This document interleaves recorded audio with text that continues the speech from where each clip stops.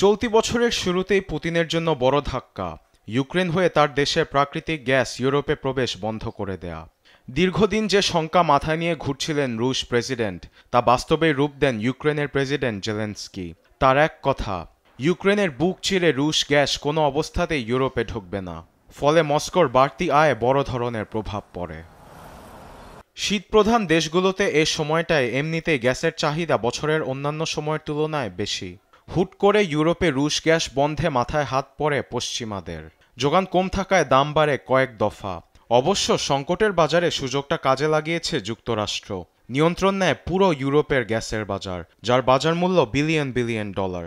এমনটা মনে করেন বিশেষজ্ঞ মার্টিন মুরেনস্কি।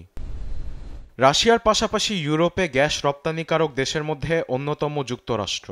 বাজার ধরে রাখতে এতদিন যুক্তরাষ্ট্রের চেয়ে সস্তায় রপ্তানি করে আসে রাশিয়া। সেই পথ বন্ধের ফলে ওয়াশিংটনের দিকে ঝুঁকতে হচ্ছে ইইউভুক্ত দেশগুলো। আঞ্চলিক বিশেষজ্ঞরা বলছেন, যুক্তরাষ্ট্র থেকে প্রায় 3 গুণ মূল্যে কিনতে হচ্ছে গ্যাস। বর্তমান বাস্তবতায় আরও চড়া হওয়ার শঙ্কা তো আছেই।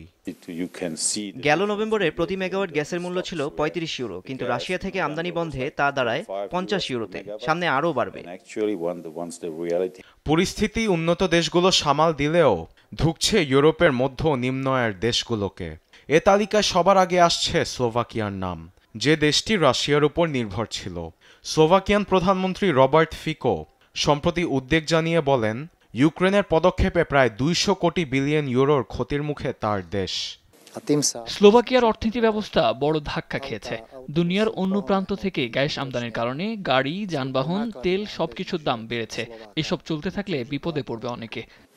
যুক্তরাষ্ট্রের নবনির্বাচিত প্রেসিডেন্ট ডোনাল্ড ট্রাম্পকে খুশি করতে এমন পদক্ষেপ নিয়েছেন জেলেনস্কি, এমন দাবি বিশেষজ্ঞ মার্টিন মুরানস্কির।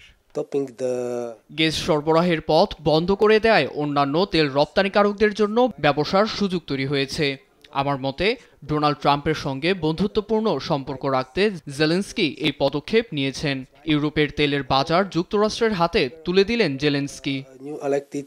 আরবিদ আফসার, নিউজ ডেস্ক, দেশ টিভি।